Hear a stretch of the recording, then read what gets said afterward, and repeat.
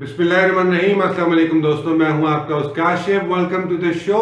जनाब, पाकिस्तान मुस्लिम लीग नवाज ग्रुप को जो है PMLN को और मियां नवाज शरीफ को बहुत बहुत मुबारक हो कि इमरान खान की ऑफशोर कंपनी निकल आई। जनाब, ये बहुत बड़ा एक कारनामा अंजाम दिया है जियो टीवी ने। बहुत पैसे लिए उसके लिए, लेकिन बहरहाल बहुत बड़ा कारनामा अंजाम दिया है कि उन्होंने ये बात डिस्कवर कर ली कि इमरान खान की जो है वो अपना ऑफशोर कंपनी थी, जिसमें 1983 में जिसके वसीले से उन्होंने एक अपना अपार्टमेंट खरीदा था काउंटी क्रिकेट के पैसों से, और उनके अकाउंटेंट ने एक ऑफशोर कंपनी बनाई थी। वो ऑफशोर कंपनी का ओनरशिप में वो अपार्टमेंट था जो 2003 में उन्होंने बेच दिया। पर एक बात तो ये तय हो गई, अब तनाज़ा यहाँ पर आ रहा है कि इमरान खान और अपोजिशन पूछती है भाई पैसा आया कहाँ से मियाँ साहब के पास, ये बता दें।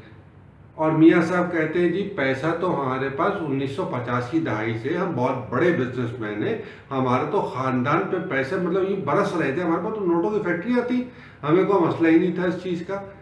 अब देखना ये है कि इमरान खान ने ये बात क्यों छुपाई। इमरान खान जब पनामा लीक्स एक्सपोज हुई उस वक्त वो आकर पब्लिक को कहने लगे भाई 1983 में मैं काउंटी क्रिकेट खेलता था, इतने पैसे मैंने कमाए थे, इसमें मैंने अकाउंटेंट के कहने पे ऑफशोर कंपनी बनाई, उसके जरिए से एक अपार्टमेंट खरीदा जो 2003 में मैंने बेचा, और उसके बाद में अपना पैसा लीगली यहाँ लेकर आया या जहाँ भी मैंने रखा है, बहरहाल वो मेरा लीगल पैसा है।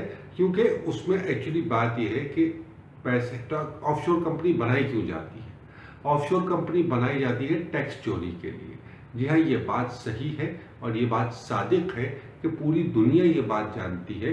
हुकूमत बरतानिया को भी इस बात का यकीनी तौर पर इल्म है कि टैक्स चोरी के लिए ये टैक्स हेवन्स जितनी भी बनी हुई हैं ये टैक्स चोरी के लिए बनाई जाती हैं, और इतना ह्यूज कैपिटल गेन टैक्स और इतना टैक्स लगा दिया जाता है कि लोगों को चोरी पे वो मजबूर कर देते हैं।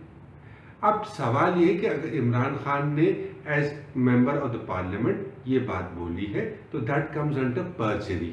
अगर वो डिनाई कर चुके हैं कि उनकी कोई कंपनी नहीं थी ऑफशोर और ये बात ऑन रिकॉर्ड स्टेटमेंट मौजूद है, तो ऑटोमेटिकली आर्टिकल 62 और 63 के हिसाब से वो डिस्क्वालीफाई हो जाते हैं। यही रूल एग्जैक्टली प्राइम मिनिस्टर मियां नवाज शरीफ साहब पे अप्लाई होता है। चाहे उनकी ऑफशोर कंपनी उनकी हो, उनके बच्चों की हो, उनके मोहल्ले वालों की हो, उनके रिश्तेदारों की हो, किसी की भी हो, अगर वो उनसे मुंसलिक है तो उन्हें उसे डिक्लेयर कर देना चाहिए, क्योंकि उनके बच्चे उस वक्त नाबालिग थे जब ये ऑफशोर कंपनीज के जरिए से ये प्रॉपर्टीज बनाई गई। It is a simple open and shut case. Unfortunately supreme court of Pakistan के मोहतरम चीफ जस्टिस साहब ने वो TORs के भेजे हुए लेटर को वापस हुकूमत की कोर्ट में डाल दिया है, और उन्हें कह दिया कहने लगे भाई अब आप इस पर TOR में ये मैटर है। अब इस पर मुख्तलिफ टीवी चैनल्स मुख्तलिफ तबसरा कर रहे हैं। कुछ जियो टीवी कह रहा है, कहने लगे साहब हुकूमत की जो है ना बात सही है, हुकूमत सही कह रही है, दुरुस्त कह रही है, हुकूमत ने कोई गलत काम नहीं किया। ज़ाहिर है जो polarise other end of the media है वो कहता है कहने लगे साहब हुकूमत ने तो ये जो है ना इसको एक लानत बना के भेज दिया अपोजिशन की, माफ़ कीजिएगा, हुकूमत के नाम पर, और अपोजिशन की बहुत बड़ी जीत है ये कि अपोजिशन के TORs उन्हें अब झक मार के हुकूमत को मानने पड़ेंगे। तो तनाज़ा बहुत तवील होता जा रहा है TORs का। मेरे ख्याल में इस मैटर को बैठकर सॉर्ट आउट कर लेने में ही दानिशमंदी है मियाँ साहब के लिए और इस मुल्क के लिए। अपना और अपने अहल खाना का बहुत ख्याल रखिएगा, और हो सके तो मुझे भी अपनी दुआ में याद रखिएगा। अंटिल द नेक्स्ट टाइम, अल्लाह निगहबान।